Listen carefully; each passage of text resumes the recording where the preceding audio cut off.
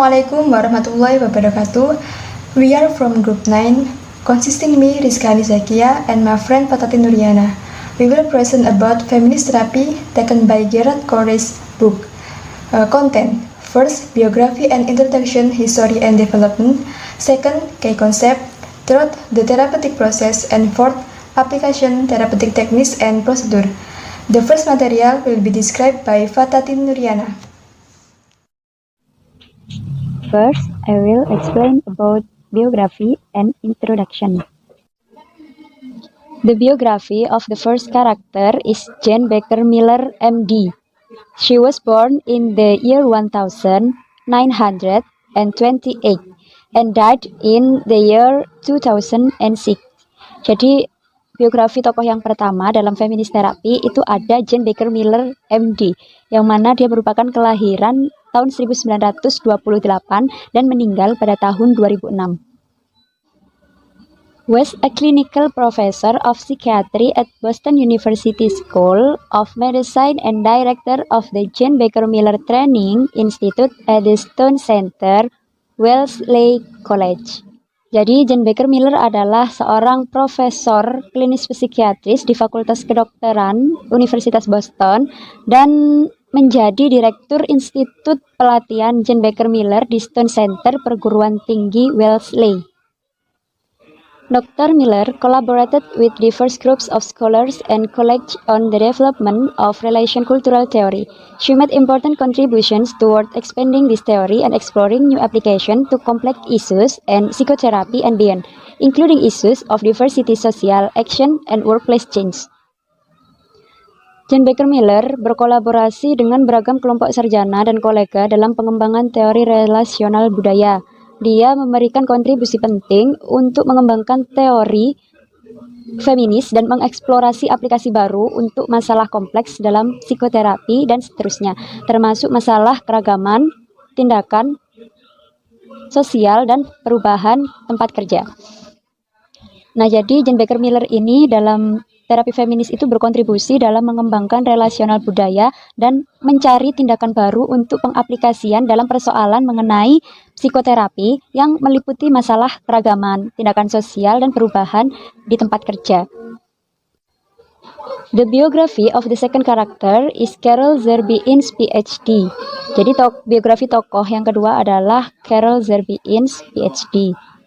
Caroline Zerby-Innes, PhD, is Professor of Psychology and participant in the Women's Studies and Ethnic Studies programs at Cornell College in Mt. Vernon, Iowa. Nah, Caroline Zerby-Innes ini adalah seorang profesor psikologi dan peserta program studi wanita dari studi etnis di Perguruan Tinggi Cornell di Mt. Iowa. She devotes much of her work to exploring the profound impact feminist theory has on the manner in which therapists implement therapeutic practice, and she discussed this impact in feminist theories and feminist psychotherapies, organs, themes, and diversity. Jadi, Caroline atau yang biasa dikenal dengan Dr. Innes ini mencurahkan sebagian besar karyanya untuk mengeksplorasi dampak mendalam teori feminis terhadap cara terapis dalam menerapkan praktek terapeutik.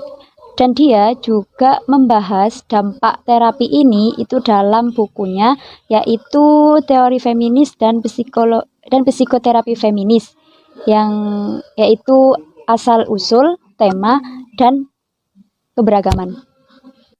Dr. Innes was one of three co-chairs with Roberta Knott and Joy Rees of the task force that developed APA's in 2007 guidelines for psychological practice with girls and women. Her most recent efforts are directed toward articulating the importance of multicultural feminist therapy, exploring the practice of feminist therapy around the world, especially in Japan, and writing about multicultural feminist pedagogy.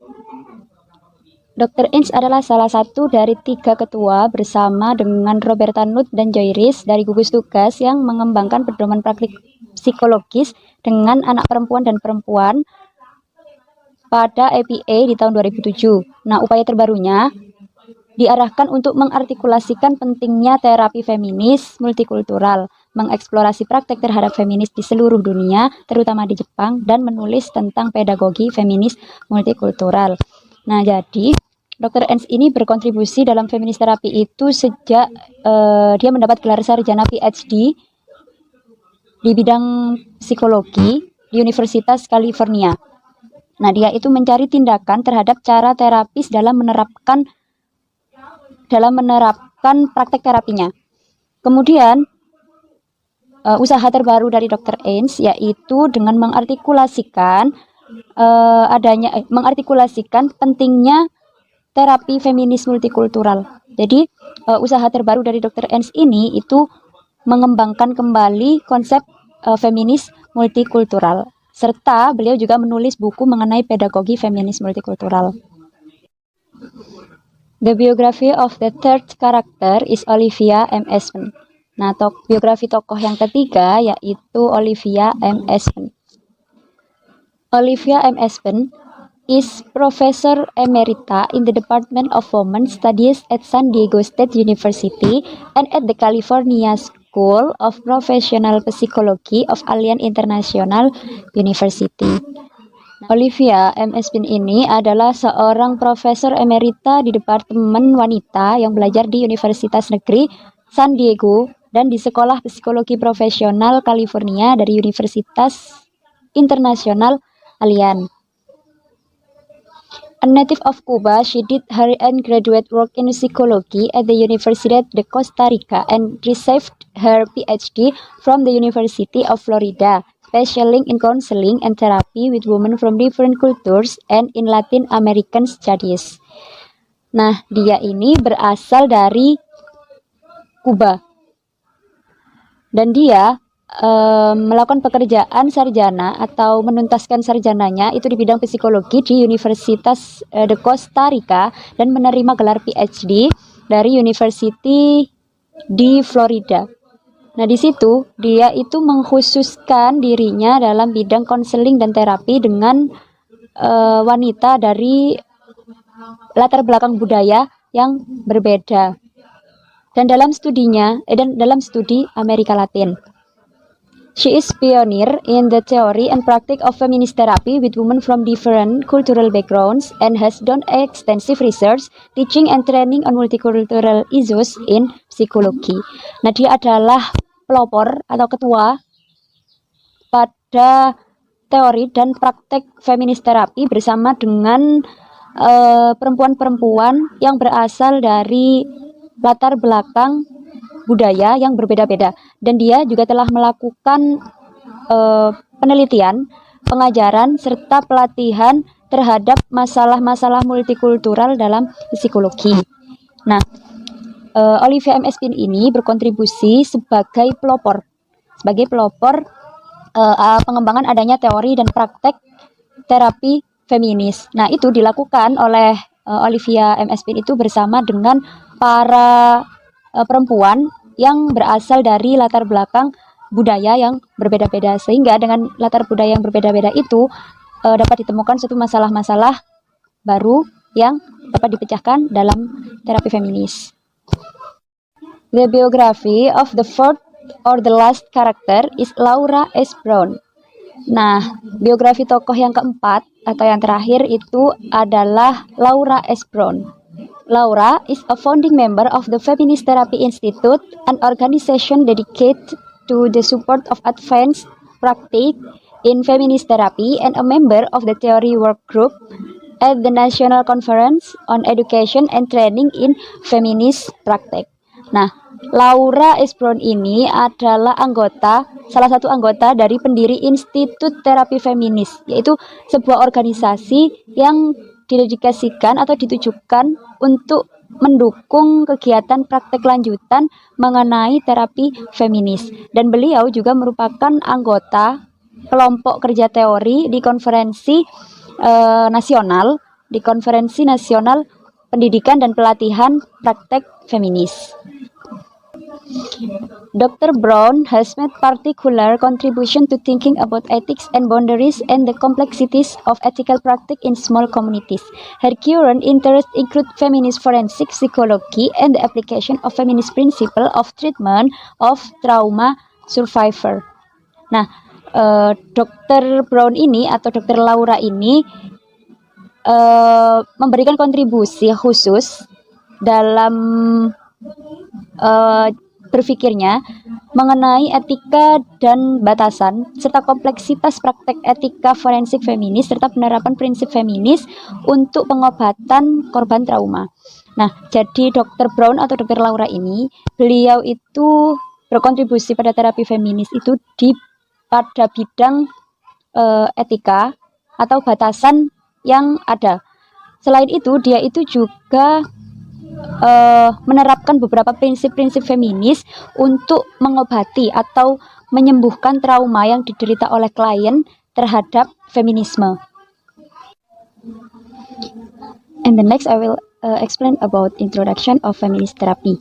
Now, feminist therapy puts intersections of gender, social location, and power at the core of the therapeutic process. Feminist therapy is built of the premise that it is essential to consider the social, cultural, and political context that contributes to a person's problems in order to understand that person. The translate is, terapi feminis menempatkan persimpangan gender, lokasi sosial, dan kekuatan atau kekuasaan sebagai inti dari proses terapi. Nah, terapi feminis itu dibangun atas premis bahwa penting untuk mempertimbangkan konteks sosial, budaya, serta politik yang berkontribusi pada masalah seseorang untuk memahami orang tersebut. A central concept in feminist therapy is the importance of understanding and acknowledging the psychological operation of women and the constraints imposed by the socio-political status to which women have been relegated.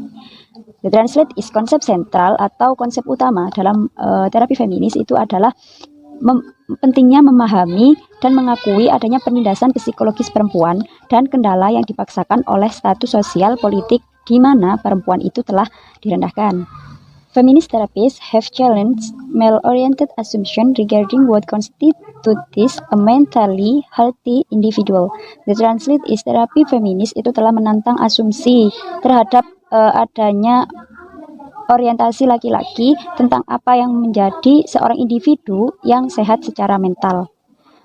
Nah, jadi terapi feminis ini itu merupakan salah satu terapi yang berhubungan dengan adanya ketidaksetaraan gender atau persimpangan gender serta kondisi sosial dan kekuasaan yang menjadi inti dari proses terapi yang dilakukan. Nah, terapi feminis itu dibangun atas adanya pemikiran penting untuk mempertimbangkan keadaan sosial, politik, serta budaya yang berkontribusi dalam memahami seseorang.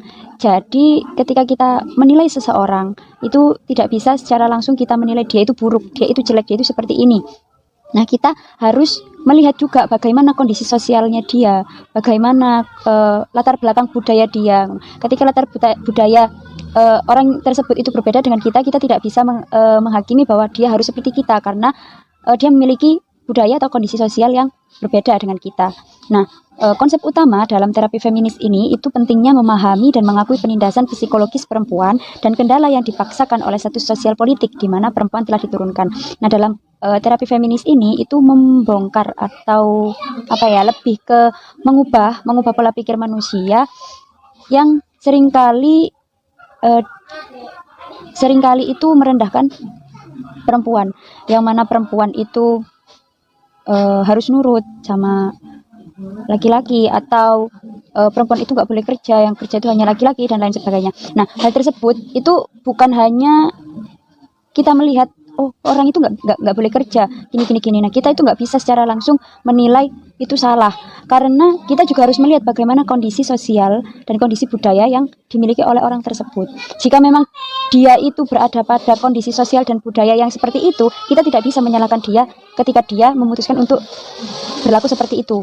Misal dia sebagai perempuan memang tidak diizinkan untuk bekerja. Nah, kita sebagai lawan, sebagai orang lain bagi dia, itu kita tidak bisa untuk memaksa dia untuk melakukan hal tersebut. Nah, terapi feminis ini juga menantang adanya pemikiran bahwa segala sesuatu itu berorientasi pada laki-laki, sehingga segala hal itu perempuan itu harus nurut ke laki-laki, seperti kekuasaan itu sepenuhnya ada pada laki-laki, seperti itu. Nah, upaya dari terapi feminis ini itu difokuskan pada menilai dari pengalaman perempuan, realitas politik, dan masalah-masalah unik yang dihadapi oleh beberapa perempuan dalam sistem patriarki, yang mana sistem patriarki itu adalah sistem di mana laki-laki itu lebih berkuasa daripada perempuan. Nah, pada praktek feminis itu melakukan pendekatan yang bermacam-macam, yang mencakup pemahaman mengenai adanya suatu penindasan, kemudian suatu perbedaan multikultural atau berbagai budaya, kemudian juga mencakup pemahaman tentang keadilan sosial. No single individual can be identified as the founder of this approach, reflecting a central theme of feminist collaboration. The translate is, tidak ada satu individu pun yang dapat dianggap atau dapat diidentifikasi sebagai pendiri dari pendekatan ini yang mencerminkan tema sentral kolaborasi feminis. The beginnings of feminism can be traced to the late 1800s, but it is the women's movement of the 1960s that laid the foundation for the development of feminist therapy. In the 1960s, women began uniting their voices to express their dissatisfaction with the limiting and confining nature of traditional female roles. The translate is, permulaan feminisme ini dapat ditelusuri hingga akhir tahun 1800-an, tetapi gerakan wanita pada tahun 1960-an lah yang meletakkan dasar bagi pengembangan terapi feminis. Pada tahun 1960-an, wanita mulai menyuarakan pendapat mereka untuk mengekspresikan ketidakpuasan mereka terhadap peran wanita tradisional yang sifatnya itu membatasi. Tidak ada satu orang pun atau satu tokoh pun yang dapat dijadikan sebagai pencetus berdirinya terapi feminis. Karena sejatinya terapi feminis ini atau gerakan feminis ini itu lahir atau muncul karena adanya kolaborasi beberapa tokoh. Jadi tidak ada satu tokoh pun yang dapat dijadikan sebagai pendiri dari pendekatan terapi feminis ini. Jadi terapi feminis ini adalah suatu terapi yang dikembangkan untuk menanggapi tantangan dan adanya kebutuhan yang dibutuhkan oleh para perempuan. Permulaan adanya terapi feminis ini itu terjadi pada akhir tahun 1800-an.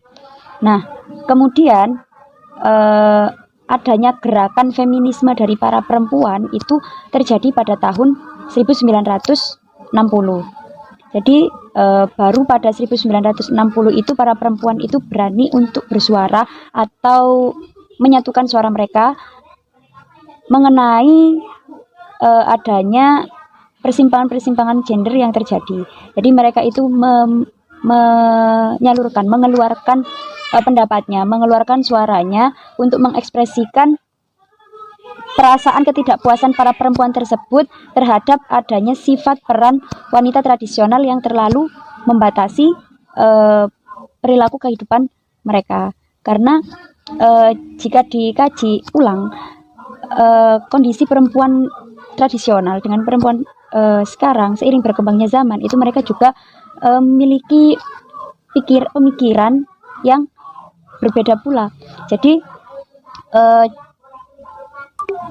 mereka itu tidak selalu harus ikut terhadap adanya aturan-aturan yang ditetapkan oleh peran perempuan tradisional, sehingga mereka menyatukan suara atau mengeluarkan segala ketidakpuasan mereka itu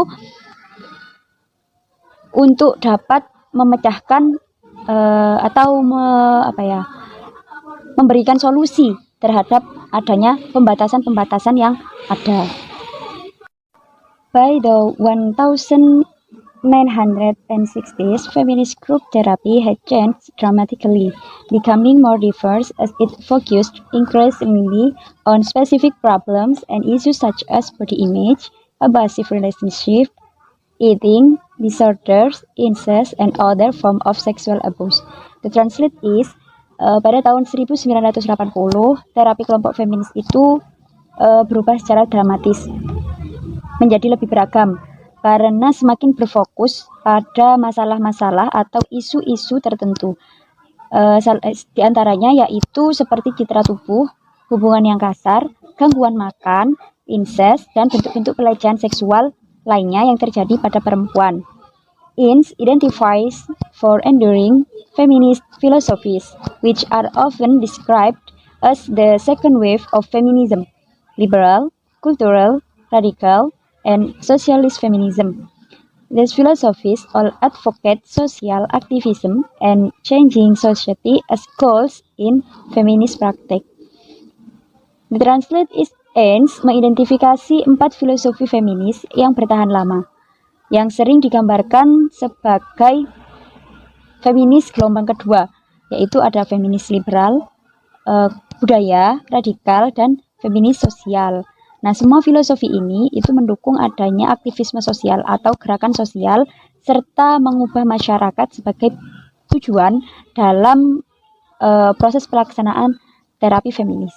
Nah, jika tadi pada tahun 1980 itu para wanita mulai menyuarakan suaranya atau pendapatnya untuk memperjuangkan keinginan mereka dan berkumpul untuk mengutarakan pengalaman mereka yang menjadi masalah bagi perempuan. Nah, setelah itu pada tahun 1980-an, terapi kelompok feminis itu tadi berkembang atau berubah secara dramatis, yang perubahannya itu menjadi lebih beragam karena sudah difokuskan pada masalah-masalah atau isu yang semakin spesifik yang terjadi pada perempuan.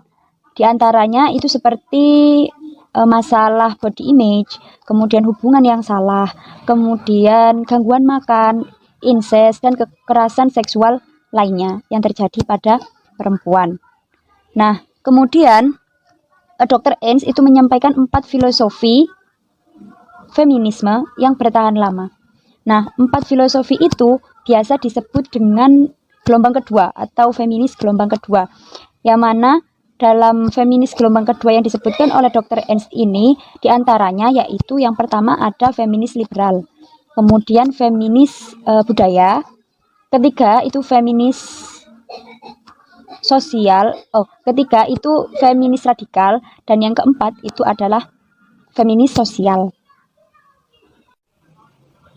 The first, liberal feminist.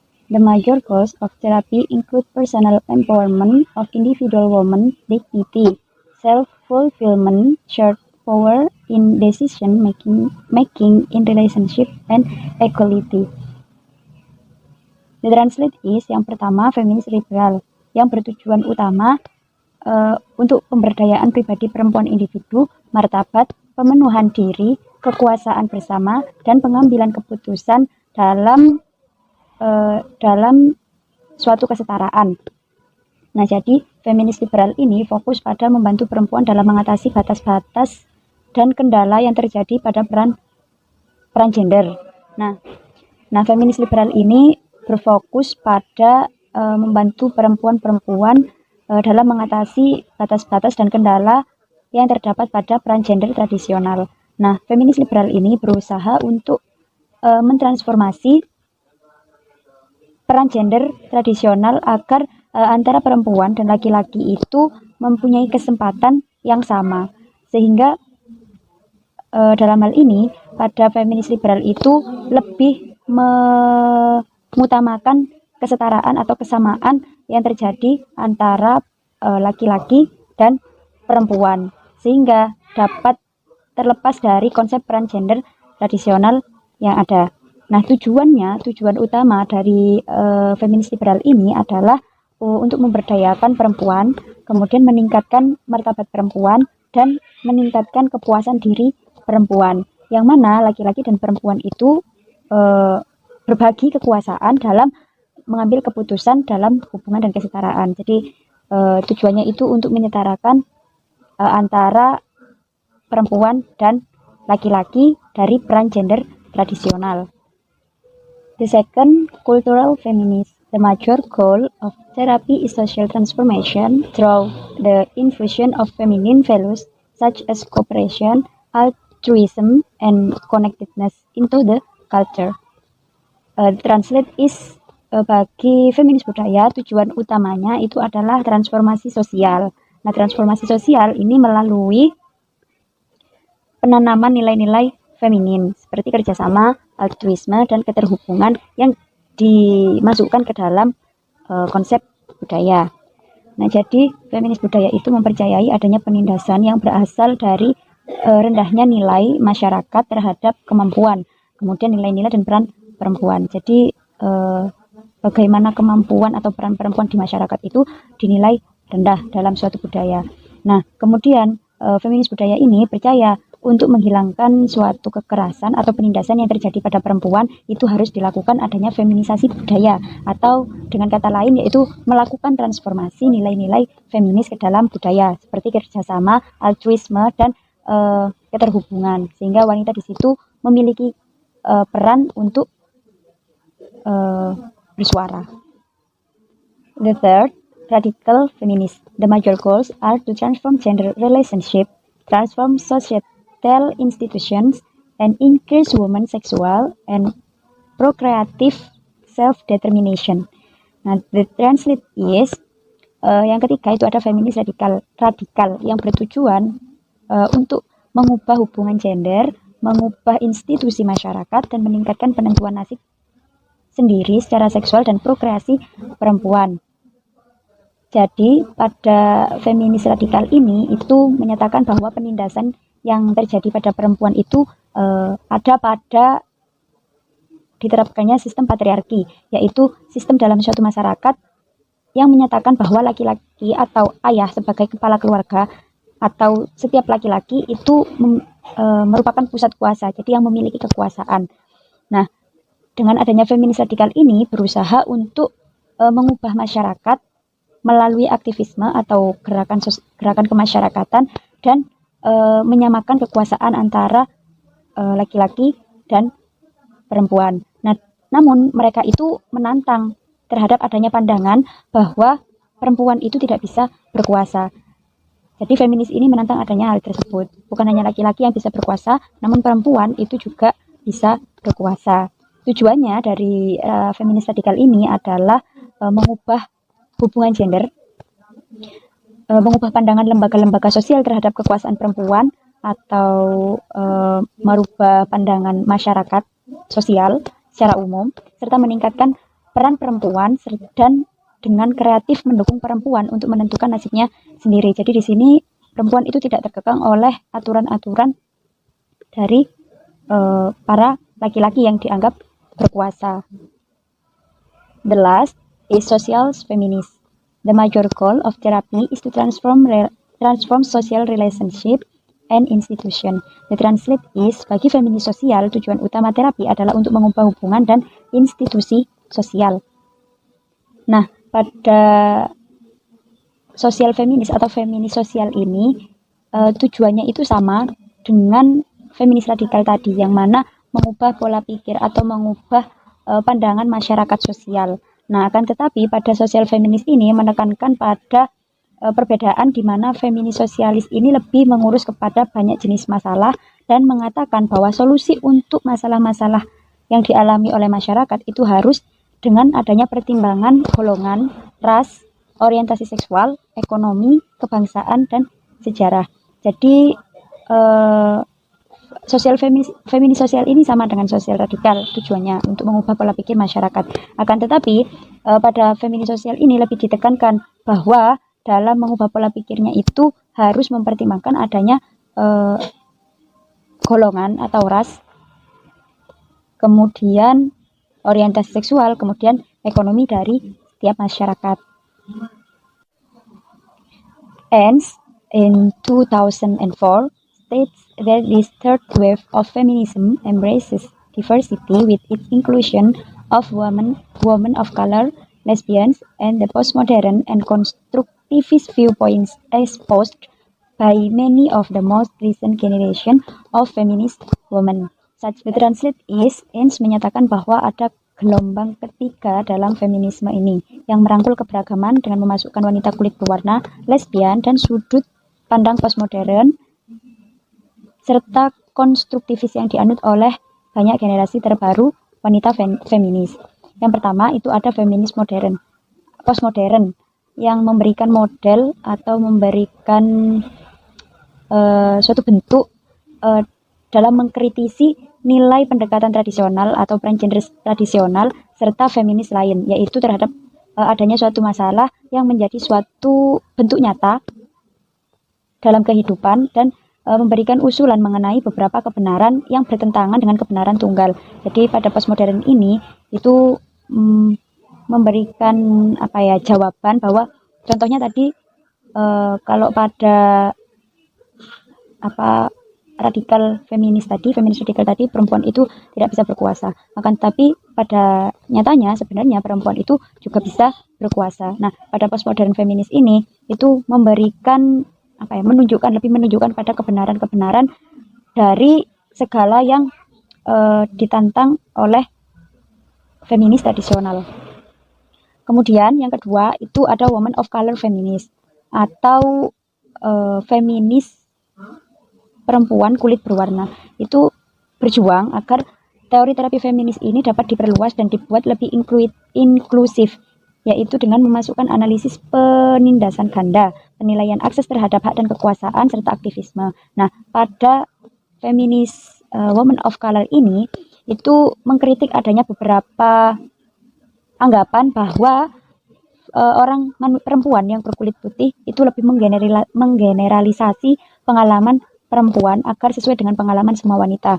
Jadi, semisal kayak orang putih, perempuan yang putih itu selalu cantik, itu perempuan putih itu selalu pintar dan lain sebagainya. Nah, feminis ini itu menghilangkan adanya pendapat atau asumsi tentang hal tersebut. Kemudian ada lesbian feminis atau feminis lesbian yang berjuang terhadap adanya penindasan terhadap perempuan terkait dengan orientasi seksualnya.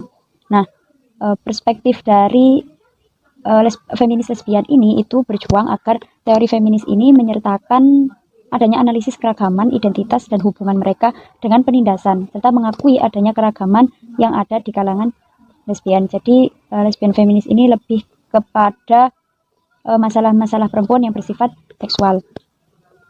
Kemudian, yang terakhir itu ada global international feminis, yaitu feminis internasional global yang mengambil perspektif seluruh dunia dan berusaha untuk memahami rasisme, seksisme, ekonomi, dan klasisme itu mempengaruhi perempuan di berbagai negara.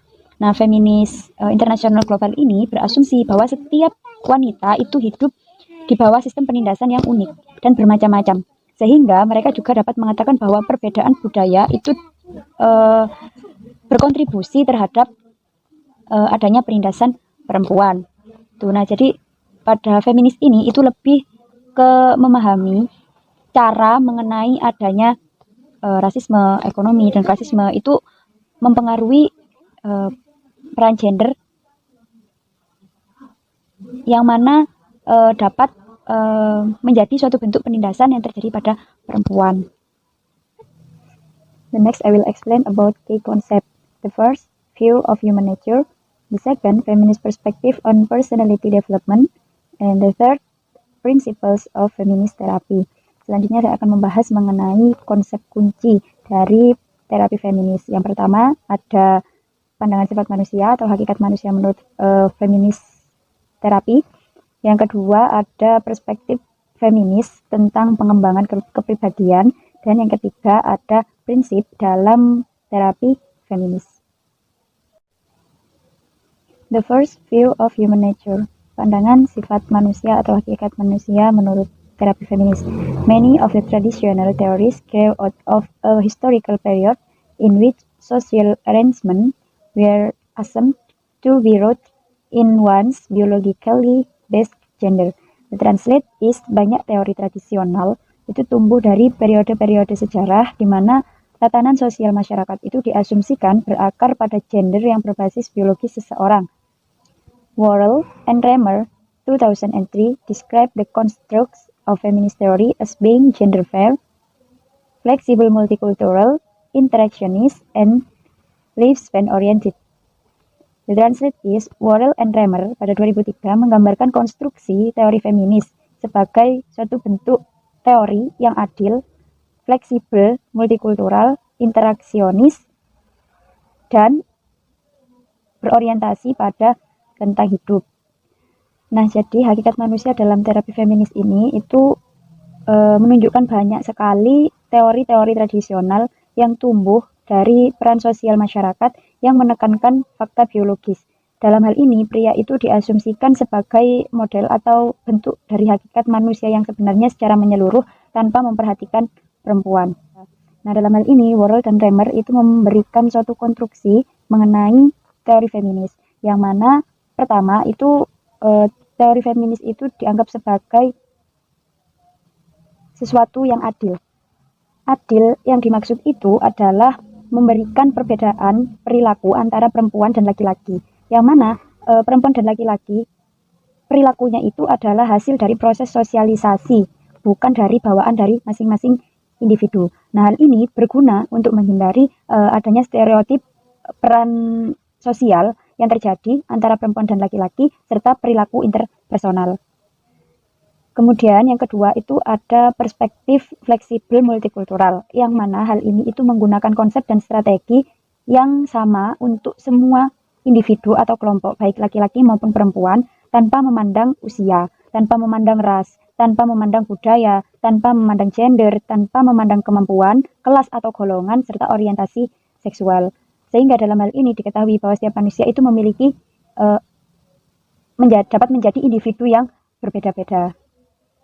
Selanjutnya yang ketiga itu ada interactionist. Interactionist yaitu melihat isi dari konsep-konsep khusus yang ada pada dimensi berpikir, merasa, dan berperilaku. Nah, hal itu diambil dari pengalaman-pengalaman manusia, baik laki-laki maupun perempuan, dengan mempertimbangkan faktor-faktor kontekstual dan lingkungan mereka. Nah, yang terakhir itu adalah a lifespan perspective atau perspektif tentang rentang hidup. Nah, dalam hal ini perkembangan manusia itu merupakan proses seumur hidup, sehingga pola kepribadian yang dimiliki dan perubahan perilaku itu dapat terjadi setiap saat. Jadi, perkembangan itu tidak hanya terjadi pada anak kecil saja yang akan tumbuh menjadi dewasa, akan tapi orang yang sudah dewasa pun juga masih bisa berkembang dalam pola pikir serta berperilaku mereka. The second of key concept in feminist therapy is feminist perspective on personality development, yaitu perspektif feminis tentang pengembangan kepribadian. Feminist therapies emphasize that societal gender role expectation profoundly influence a person's identity from the moment of birth and become deeply ingrained in adult personality. The translate is, terapi feminis ini menekankan bahwa ekspektasi peran gender di masyarakat sangat mempengaruhi identitas seseorang sejak lahir dan menjadi tertanam kuat dalam kepribadian orang dewasa. Prohaska and Narcross in 2010 point out that gender role expectation tend to generate a false and sense of self and force women to accept stereotype gender roles. The translate is, Prohaska dan Narcross pada 2010 itu menunjukkan bahwa ekspektasi peran gender itu cenderung menghasilkan rasa diri yang salah dan memaksa wanita untuk menerima peran gender yang telah ditetapkan. Feminist therapists remind us that traditional gender stereotypes of women are still prevalent in cultures throughout the world. They teach their clients that uncritical acceptance of traditional roles can greatly restrict their range of random. The translate is, terapi feminis itu mengingatkan kita bahwa bentuk tetap gender tradisional perempuan itu masih lazim atau masih ada dalam budaya di seluruh dunia. Sehingga dengan adanya peran gender yang cenderung menghasilkan rasa diri bersalah, menurut Prohaska dan Narcross itu hanyalah ekspektasi, yang mana wanita itu harus selalu nurut, wanita itu tidak boleh mengumpat, wanita itu tidak boleh memukul, wanita itu tidak boleh marah, kemudian wanita itu harus berusaha menyenangkan laki-laki di atas segalanya, tidak pernah menyinggung perasaan, dan lain-lain. Nah, dengan adanya terapi feminis ini, para klien itu diajari untuk menerima sesuatu yang tidak kritis dari adanya peran gender tradisional. Nah, dalam feminis terapi ini juga mengatakan bahwa seseorang itu dikatakan bermasalah jika seseorang tersebut berada dalam pengaruh peran gender tradisional. Jadi dia tidak dapat dengan leluasa interaksi atau berhubungan dengan orang lain dan berada di dalam kekuasaan laki-laki. Nah, perempuan yang seperti itulah mereka yang masih ada pada kawasan peran gender tradisional. Nah, untuk menjadi pribadi yang lebih sehat atau lebih untuk terbebas dari peran-peran tersebut, itu mereka dapat dengan leluasa menerima ada peran gender tradisional tersebut. Namun mereka juga dapat mengembangkan hal-hal tersebut. Jadi tidak selalu menuruti adanya keterbatasan-keterbatasan tersebut. Hal itu akan melepaskan para perempuan tradisional itu dari tuntutan peran gender tradisional atau dari kekuasaan laki-laki. Jadi dia itu bisa mandiri dan dapat mengembangkan kekuasaan secara bebas. Jadi menyenangkan dirinya secara individu. The third key concept of feminist therapy is principles of feminist therapy. The first principles of feminist therapy is the personal is political. This principle is based on the assumption that the personal or individual problems that individuals bring to counseling originate in a political and social context. The translate is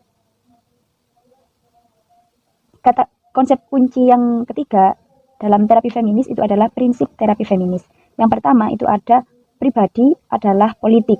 Nah, prinsip ini didasarkan pada asumsi bahwa masalah pribadi atau individu yang dibawa oleh masing-masing individu dalam konseling itu bersumber dari konteks politik dan sosial.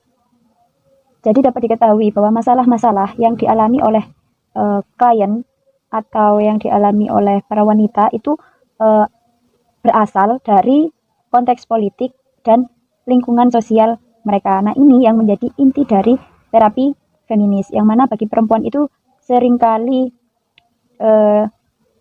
disebut sebagai penindasan, marginalisasi, subordinasi, dan stereotip. The second of principle of feminist therapy is commitment to social change. Feminist therapy aims not only for individual change, but for social change. Nah, yang kedua dari prinsip feminist terapi atau terapi feminis adalah komitmen untuk perubahan sosial. Terapi feminis bertujuan tidak hanya untuk perubahan individu, tetapi untuk perubahan sosial. Jadi praktek terapi feminis ini tidak hanya berfungsi untuk memberikan perubahan pada setiap individu, melainkan juga memberikan perubahan kepada lingkungan sosial yang ada. Sehingga dengan ini mereka atau dengan adanya terapi feminis itu dapat memperjuangkan hak-hak perempuan dalam memajukan perubahan di lingkungan masyarakat. The third principle of feminist therapy is women's and girls' voices and ways of knowing are valued and their experiences are honored. Women's perspective are considered central in understanding their distress. Prinsip yang ketiga itu adalah suara wanita dan anak perempuan itu dianggap sentral dalam memahami kesusahan yang mereka hadapi. Jadi dalam hal ini perspektif perempuanlah yang dianggap sebagai pusat utama dalam memahami masalah-masalah atau penderitaan yang mereka hadapi. Tujuan dari terapi feminis dalam hal ini itu untuk menggantikan adanya sistem patriarki dengan adanya kesadaran feminis. Perempuan didorong untuk menghargai emosi dan intuisi mereka, serta menggunakan pengalaman pribadi mereka sebagai batu ujian untuk menentukan suatu reality. Jadi menggunakan pengalaman mereka untuk menjawab adanya suatu realitas bahwa perempuan itu tidak hanya seperti yang dikatakan oleh peran gender tradisional. Perempuan bisa melakukan apa yang sesuai dengan kehendak mereka. The fourth of principles of feminist therapy is the counseling relationship is egalitarian. Feminist therapists recognize that there is a power imbalance in the therapeutic relationship.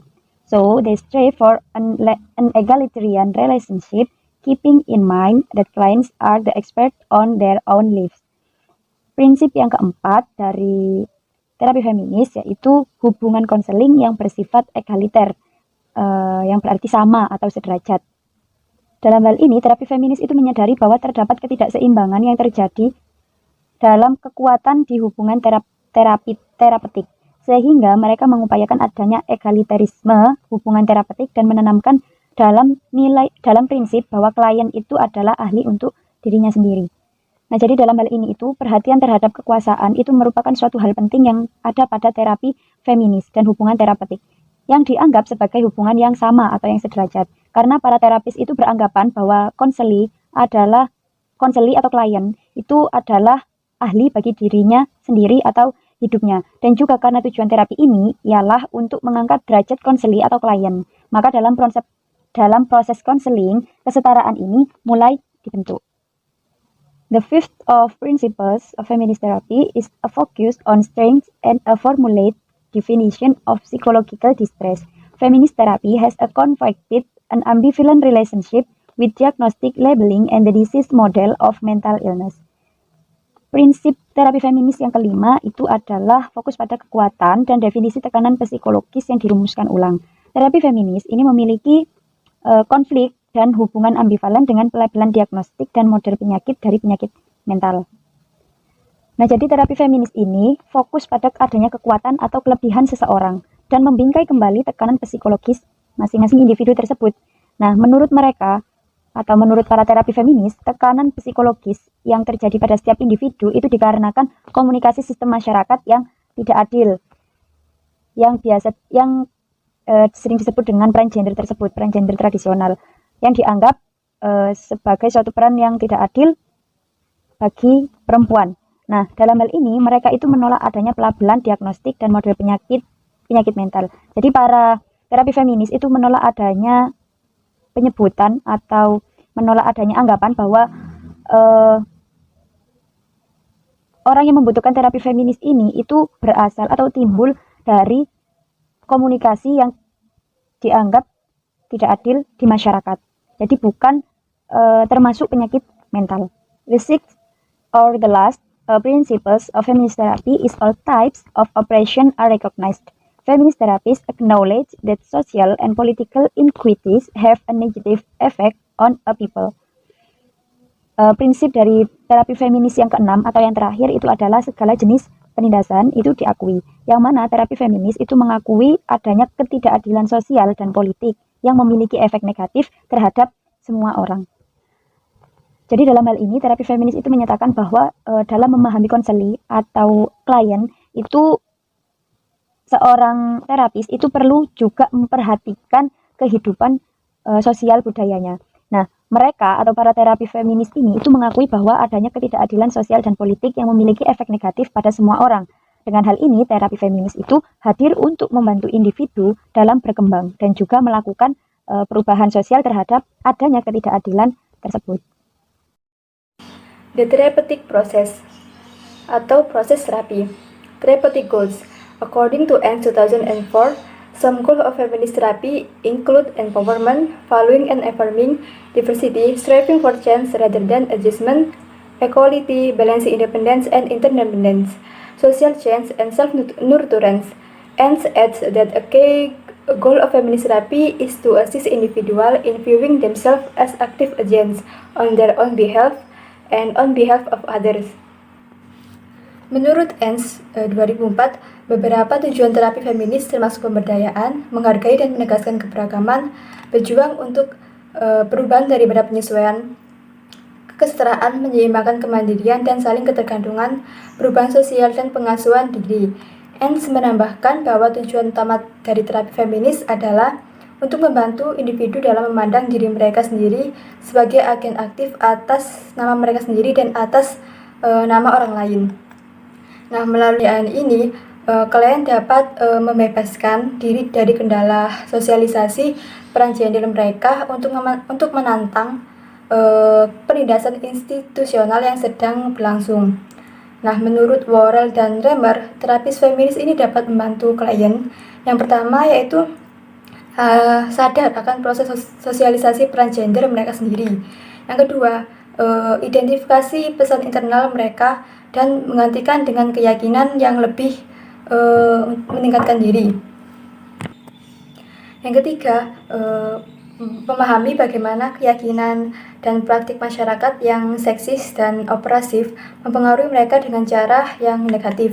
Nah, yang keempat, memperoleh keterampilan untuk mengubah lingkungan. Nah, yang kelima, merestrukturisasi institusi untuk membebaskan mereka dari praktik diskriminatif. Yang keenam, mengembangkan berbagai perilaku yang dipilih secara bebas. Nah, yang ketujuh, dapat mengevaluasi dampak faktor sosial terhadap kehidupan mereka. Yang delapan, mengembangkan rasa kekuatan pribadi dan juga kekuatan sosial. Nah, yang kesembilan, mengenali kekuatan hubungan. Dan yang ke-10, mempercayai bahwa pengalaman dan intuisi mereka sendiri. Therapist function and role. Feminist therapy rests on a set of philosophical assumptions that can be applied to various theoretical orientation. Any theory can be evaluated against the criteria of being gender fair, flexible, multicultural, interactionist, and lifespan oriented. The therapist's role and function will vary to some extent depending on what theory is combined with feminist principle and concept. Fungsi dan peran terapis. Terapis feminis bertumpu pada seperangkat asumsi filosofis yang dapat diterapkan pada berbagai orientasi teoritis. Setiap teori dapat dievaluasi berdasarkan kriteria keadilan gender, multikultural yang fleksibel, interaksionis, dan berorientasi pada umur. Peran dan fungsi terapis akan bervariasi sampai batas tertentu tergantung pada teori apa yang digabungkan dengan prinsip dan konsep feminis. Nah, feminis berbagi kesamaan dengan terapis Adlerian dan penekanan mereka pada kesetaraan sosial dan minat sosial, dan dengan terapis eksistensial yang menekankan terapi sebagai perjalanan bersama yang mengubah hidup untuk klien dan terapis, dan dengan kepercayaan dasar mereka pada kemampuan klien untuk bergerak maju dengan cara yang positif dan konstruktif. Nah, terapis feminis ini percaya bahwa hubungan terapeutik harus menjadi hubungan antara orang ke orang atau person to person, dan mereka bertujuan untuk memberdayakan klien untuk hidup sesuai dengan nilai-nilai mereka sendiri. Nah, seperti terapis yang berpusat pada orang, terapis feminis ini menunjukkan keaslian mereka dan berusaha untuk saling empati antara klien dan juga terapis. Nah, beberapa terapis feminis berbagi dengan ahli terapi postmodern, penekanan pada politik dan hubungan kekuasaan dalam proses terapi, dan perhatian tentang hubungan kekuasaan di dunia secara umum. Nah, baik pemikiran feminis maupun menegaskan bahwa psikoterapis ini tidak boleh mereplikasi ketidakseimbangan kekuatan masyarakat atau menumbuhkan ketergantungan pada klien.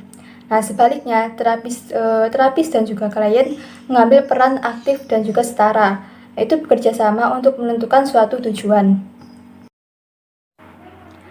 Client experience in therapy. Clients are active participants in the therapeutic process.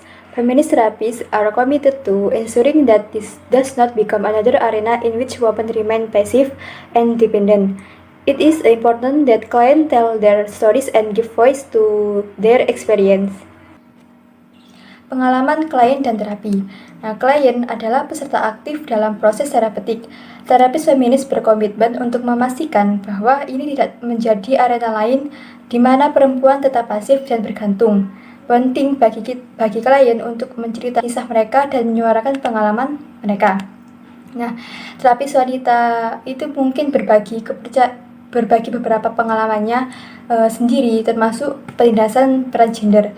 Nah, saat analisis stereotip peran gender dilakukan, maka kesadaran klien itu akan meningkat. Nah, terapis feminis ini tidak hanya membatasi praktik mereka pada klien wanita saja, tapi mereka juga bekerja pada laki-laki, pasangan, keluarga, ataupun anak-anak. Nah, seperti disebutkan sebelumnya, bahwa tujuan utama dari terapis feminis ini adalah pemberdayaan yang melibatkan perolehan rasa penerimaan diri, kepercayaan diri, dan yang lain-lain. Nah, menurut Worrell dan Remer ini menulis bahwa klien itu memperoleh cara baru dalam memandang dunia dan menanggapi dunia mereka. Nah, mereka juga menambahkan bahwa perjalanan pemberdayaan bersama itu bisa membuat merasa menakutkan dan juga bisa menggairahkan. Itu berlaku bagi si klien ataupun si terapis. Nah, klien itu perlu dipersiapkan untuk perubahan yang besar dalam cara mereka memandang dunia di sekitar mereka, perubahan cara mereka memandang diri mereka sendiri, ataupun mengubah hubungan interpersonal. Relationship between therapist and client. Feminist therapists view the therapeutic relationship as being based on mutuality, equality, and empowerment. Evan Kincaid, Sims 2011. The very structure of the client-therapist relationship models how to identify and use power responsibly. Hubungan antar terapis dan klien. Terapis feminis memandang hubungan terapeutik sebagai didasarkan pada mutualitas, kesetaraan, dan pemberdayaan. Evan Kincaid, SIM 2011. Struktur model hubungan klien terapis, bagaimana mengidentifikasi dan menggunakan kekuasaan secara bertanggung jawab. As mentioned, although there is an inherent power differential in the therapy relationship, feminist therapists work to equalize the power based in the relationship by employing a number of strategies. Thomas, 1977. Seperti yang disebutkan, meskipun ada perbedaan kekuatan yang melekat dalam hubungan terapi feminis bekerja untuk menyamakan basis kekuatan dalam hubungan tersebut dengan menggunakan sejumlah strategi. Thomas, 1977. First, they are acutely sensitive to ways they might abuse their own power in the relationship. Nah, yang pertama, mereka sangat sensitif terhadap cara mereka mungkin menyalahgunakan kekuatan mereka sendiri dalam hubungan. Nah, seperti dengan mendiagnosis yang tidak perlu, dengan menafsirkan atau memberi nasihat dengan tetap menyadari, tetap menyendiri di belakang peran ahli, atau dengan mengabaikan dampak ketidakseimbangan kekuatan antara terapis. Second, therapists actively focus on the power their clients have in the therapeutic relationship and make this part of their informed consent process. Yang kedua, terapis secara aktif fokus pada kekuatan klien mereka dalam hubungan terapeutik dan jadikan ini bagian dari proses persetujuan mereka. Nah, terapis ini mendorong klien untuk mengidentifikasi dan mengungkapkan perasaan mereka, untuk menyadari cara mereka melepaskan kekuasaan dalam hubungan dengan orang lain sebagai hasil dari sosialisasi atau sebagai sarana untuk bertahan hidup, dan untuk membuat keputusan dengan pengetahuan ini sebagai dasarnya. Third, feminist therapists work to demystify the counseling relationship by sharing with the client their own perception about what is going on in the relationship. Yang ketiga, terapis feminis bekerja untuk mengungkap hubungan konseling dengan berbagi dengan klien tentang persepsi mereka sendiri tentang apa yang terjadi dalam hubungan tersebut. Nah, misalnya, jika si konselor menganjurkan suatu teknik tertentu, maka si konselor itu harus menjelaskan secara rinci bagaimana tentang teknik tersebut. Application, therapeutic technique and procedure, atau penerapan teknik dan prosedur terapi. The role of assessment and diagnosis. Feminist therapies have been sharply critical of the DSM classification system, and research indicates that gender, culture, and race may influence assessment of client symptom. Ends 2000, Erickson, and Kress 2005. Peran asesmen dan diagnosis. Terapis feminis sangat kritis terhadap sistem klasifikasi DSM, dan penelitian menunjukkan bahwa jenis kelamin, budaya, dan ras dapat mempengaruhi penilaian gejala klien. Ends 2000, Erickson, dan Kress 2005. From the perspective of feminist therapy, Diagnostic criteria were established through a system that views male gender role traits as normative. Dari perspektif terapi feminis, kriteria diagnostik itu ditetapkan melalui sistem yang memandang ciri-ciri peran gender laki-laki sebagai normatif. Nah, dengan demikian, perilaku wanita itu lebih cenderung menjadi patologis. Terapis feminis ini mengacu pada tekanan daripada psikopatologi. Nah, dan mereka ini menggunakan label diagnostik. Nah, mereka percaya label diagnostik ini sangat membatasi karena berbagai alasan. Yang pertama yaitu mereka fokus pada gejala individu dan bukan faktor sosial. Yang kedua, mereka sebagian dari sistem yang dikembangkan terutama oleh psikiater laki-laki kulit putih. Nah, mereka ini mungkin mewakili instrumen penindasan. Yang ketiga, gangguan tersebut yaitu terutama gangguan kepribadian dapat memperkuat stereotip peran gender dan mendorong penyesuaian terhadap norma status. Nah, yang keempat, mereka mungkin mencerminkan penerapan kekuasaan yang tidak tepat dalam hubungan terapeutik. Ya, yang kelima, mereka dapat menyebabkan penekanan berlebihan pada solusi individu daripada perubahan sosial. Dan yang keenam, mereka itu berpotensi untuk merendahkan klien melalui label. The feminist approach emphasizes the importance of considering the gender normative context of men and women's life and points out that many symptoms can be understood as coping or survival strategies rather than as evidence of pathology. Peter 2008, Worrell and Remer 2003. Pendekatan feminis ini menekankan pentingnya mempertimbangkan konteks normatif gender dari kehidupan pria dan wanita dan menunjukkan bahwa banyak gejala dapat dipahami sebagai strategi coping atau bertahan hidup daripada sebagai bukti patologi. Peter 2008, Worrell dan Remer 2003. Techniques and strategies. Feminist therapist does not prescribe any particular set of intervention. Rather, feminist therapists tailor intervention to client strength with the goal of empowering clients while evoking the feminist consciousness. Brown 2010. Particularly important are consciousness-raising techniques that help women to differentiate between what they have been taught is socially acceptable and what is actually healthy for them. Teknik dan strategi. Terapis feminis tidak meresepkan rangkaian intervensi tertentu. Sebaliknya, terapis feminis menyesuaikan intervensi dengan kekuatan klien dengan tujuan memberdayakan klien sambil membangkitkan kesadaran feminis mereka. Brown 2010. Yang paling penting adalah teknik peningkatan kesadaran yang membantu wanita untuk membedakan antara apa yang telah diajarkan kepada mereka dan diterima atau diinginkan secara sosial dan apa yang sebenarnya sehat bagi mereka. Di sini ada contoh kasus yaitu Alma. Dia berusia 22 tahun. Nah, dia datang ke konseling untuk melaporkan kecemasan tentang pekerjaan baru yang dia mulai bulan lalu. Nah, dia menyatakan bahwa dia itu telah bergumul dengan depresi terus-menerus sepanjang hidupnya karena dibully sebagai seorang anak dan penolakan dari orang tuanya. Dia dia diketahui sebagai lesbian pada usia 14 tahun. Nah, Alma ini terus berjuang dengan kehilangan tempat dalam keluarganya. Nah, dia sekarang percaya bahwa keluar adalah kesalahan yang egois dan berusaha menebus kesalahan itu dengan menyembunyikan perasaannya tentang orientasi seksual dan afeksionalnya. Nah, karena pengalaman masa lalu, dia tuh khawatir jika dia mengungkapkan pada rekan kerjanya, perusahaan tersebut akan memecat Alma. Nah, Alma ini berkata, saya ingin memotong rambut saya karena lebih mudah diatur dan saya juga lebih suka memakai pakaian yang dianggap lebih maskulin.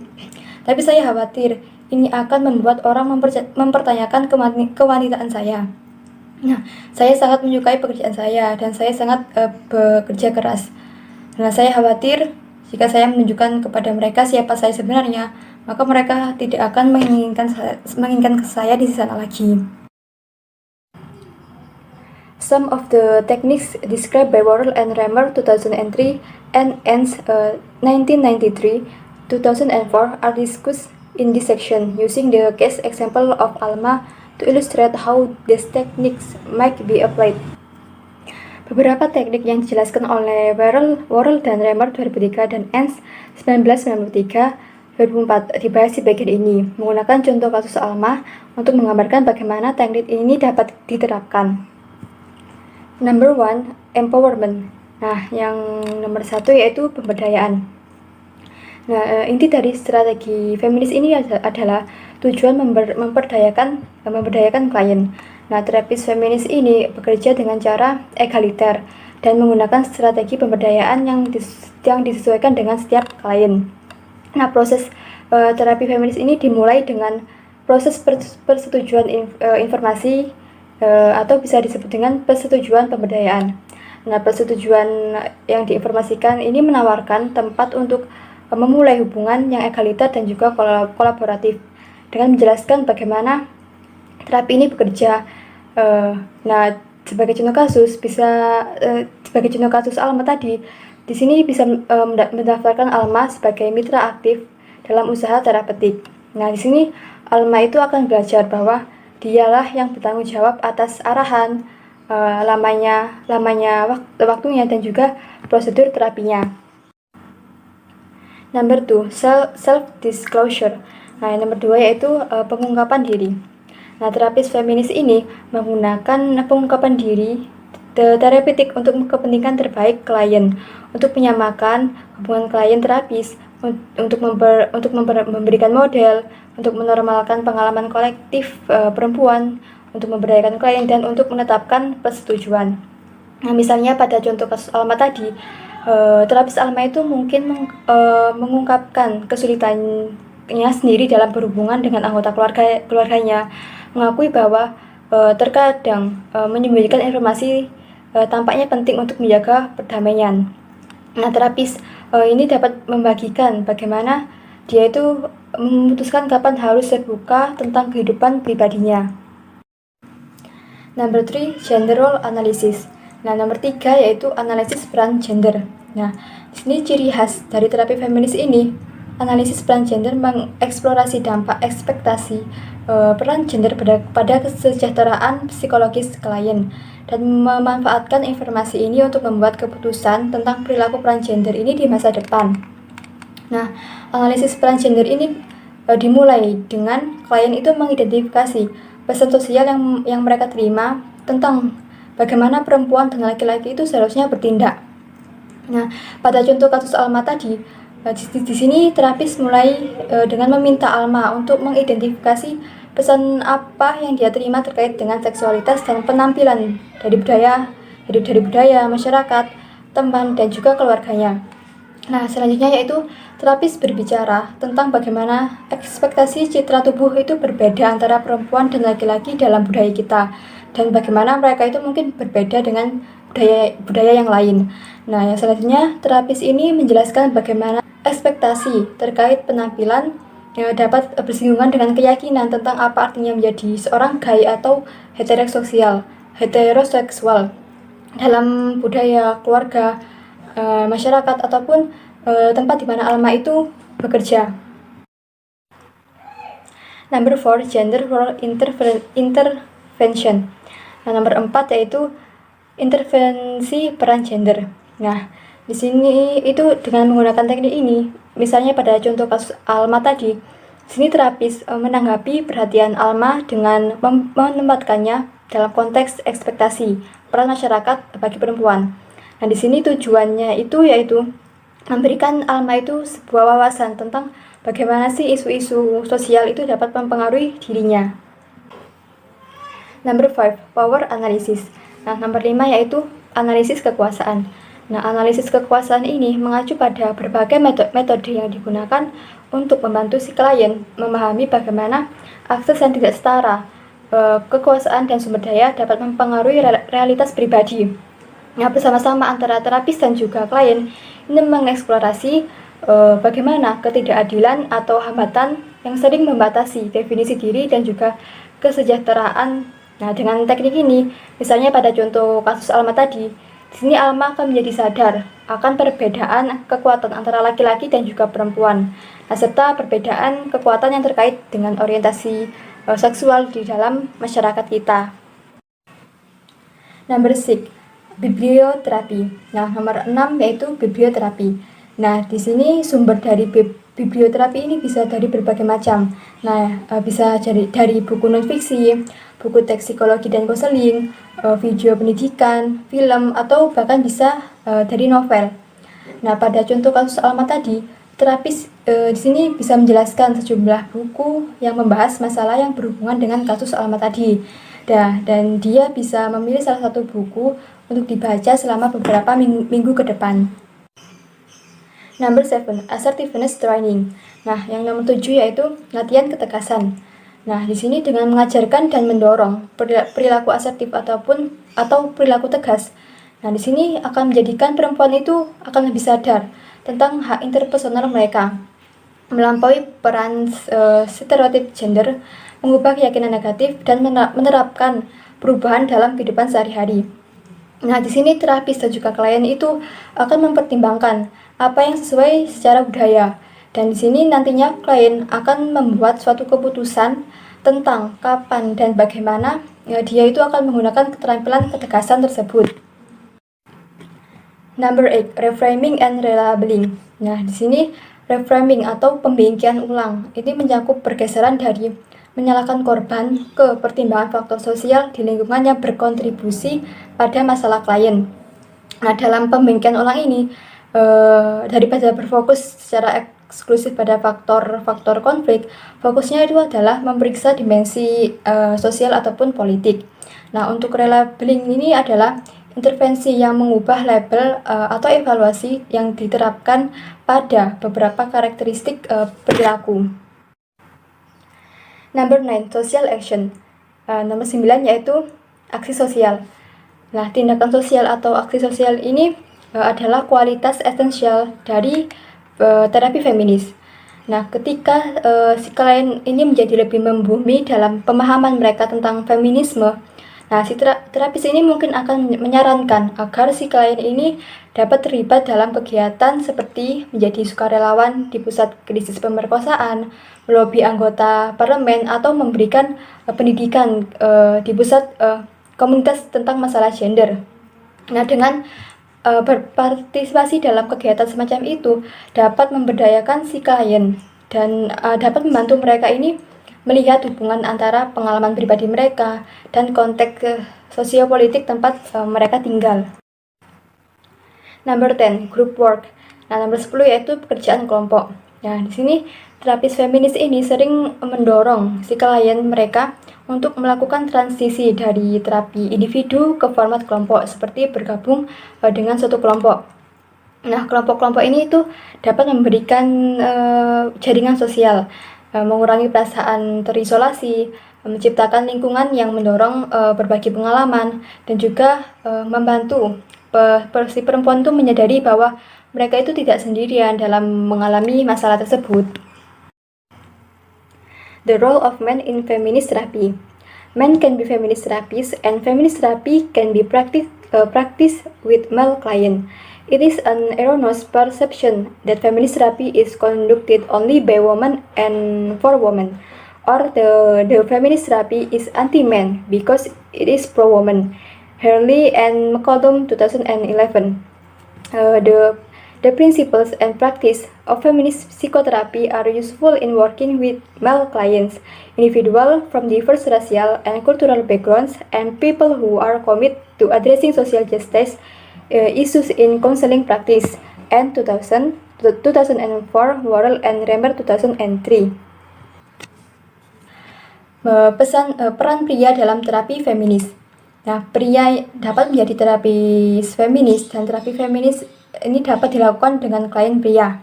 Nah, salah persepsi jika terapi feminis ini dilakukan hanya oleh perempuan dan untuk perempuan. Nah, atau bahwa terapi feminis ini adalah anti laki-laki karena pro perempuan. Hurley and McCollum 2011. Prinsip dan praktik psikoterapi feminis berguna dalam bekerja dengan klien laki-laki, individu dari latar belakang, ras, dan budaya yang beragam, dan orang-orang yang berkomitmen untuk menangani masalah keadilan sosial dalam praktik konseling. Ends 2004, Worrell and Remer 2003. Nah, beberapa terapi feminis ini berguna untuk pria. Nah, terutama dengan pria yang memiliki perilaku yang kasar. Nah, masalah yang dapat dihadapi oleh laki-laki secara produktif dalam terapi feminis ini termasuk belajar bagaimana meningkatkan kapasitas mereka untuk keintiman, mengekspresikan emosi mereka, dan belajar keterbukaan diri. Nah, lalu untuk menyeimbangkan pencapaian dan kebutuhan hubungan, menerima kerentanan, dan menciptakan hubungan yang kolaboratif. That's its presentation from our group about feminist therapy.